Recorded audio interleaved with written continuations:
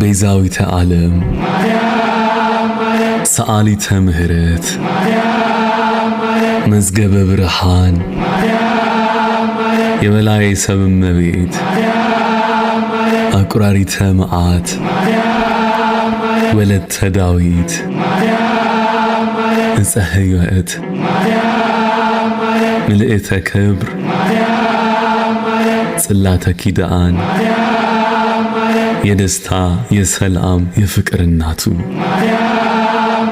እናቴ ቤዛዊተ ዓለም ሰአሊተ ምህረት መዝገበ ብርሃን የበላይ ሰብ እመቤት አቁራሪተ መዓት ወለተ ዳዊት ዕፀ ሕይወት ምልእተ ክብር ጽላተ ኪዳን